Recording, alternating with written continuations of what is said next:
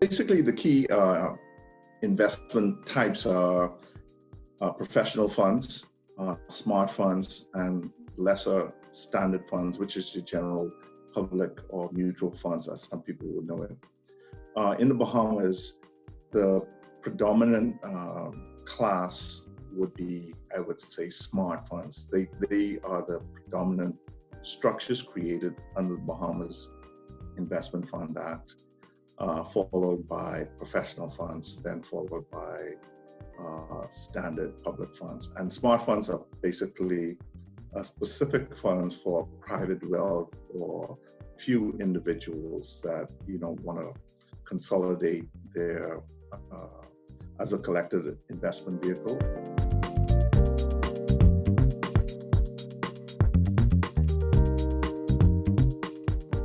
I think there are some really significant changes. One of the significant changes is basically the accountability of operators. Basically, trustees, general partners, directors that now have a burden of responsibility that just simply wasn't there under the old Act.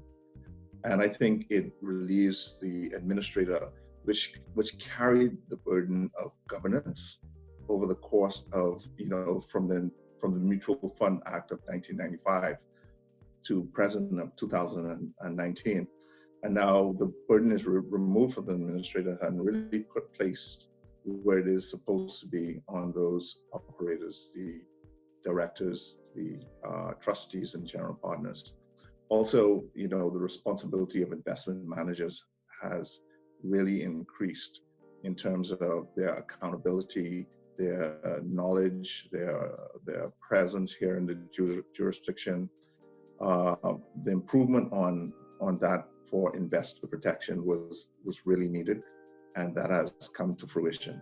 So I applaud the stakeholders and the Securities Commission and all the industry for getting that aspect of the legislation really correct. And finally, the coordination with the fund business, with the alternative investment fund directors from Europe.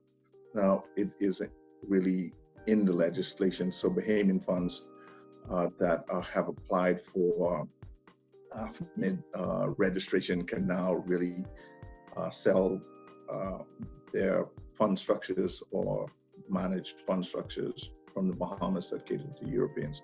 So I think that's the way forward and the future of the business. So it puts the future of the business really in a competitive way.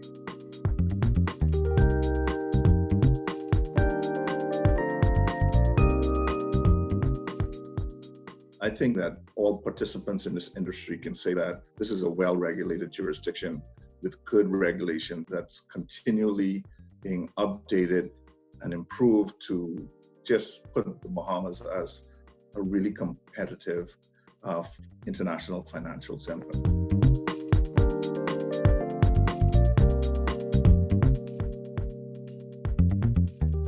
I think the smart fund is popular because traditionally, the Bahamas has been a private wealth jurisdiction for a long time. Trust has been the main staple kind of bread and butter for financial services in the Bahamas. And it was just a great synergy.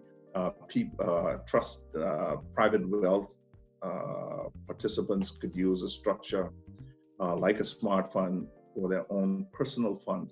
When the market crashed in 2007, 2008, and it was very difficult to get in the banks as an individual.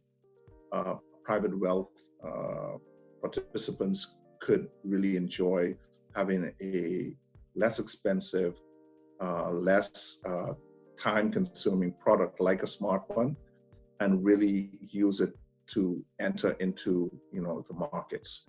And so the smartphone is really an ingenious idea born some 20 years ago now, and it's really been the bread and butter of fund industry in the Bahamas.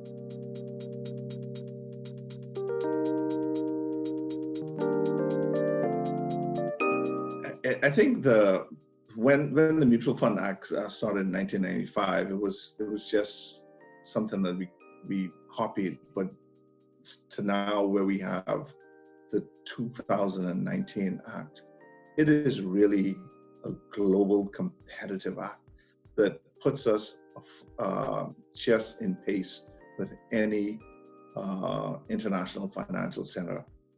It competes at the highest level. It puts stakeholders in a position to compete. And before there were some gaps in the 1995 and the 2003 Act. And I think the Investment Fund Act of 2019 really brings the Bahamas profession of fund administration and funds to the 21st, 22nd century. And our competitive advantage is the transformation of laws quickly. And this has been one of them. The success of the investment funds business and the Investment Fund Act has really progressed since 1995.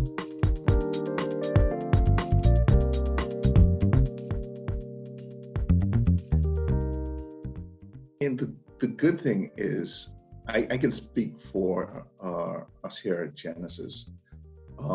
We do a lot of daily net asset value calculation, and we have 100% of our employees working from home. And we have not been late on any NAV calculations. We have not been late on any response to clients. And it is perhaps the reality of the zone we live in. We live in a hurricane zone where disaster recovery and ongoing business is essential. And so most of my colleagues, most of my competitors have been gearing up for disaster recovery. Who would have said this would have been 2-3 months? I mean, no one wants that. But we are functioning 100%. Technology is at the highest level. Our staff can work, whilst taking care of their families, their kids.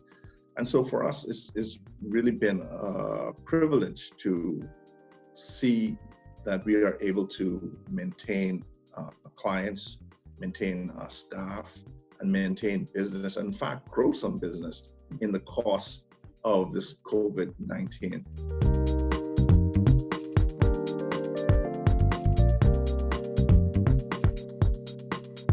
In terms of cross-border transaction, and the world will continuously need cross-border transactions. This is where funds, especially offshore funds, come into play.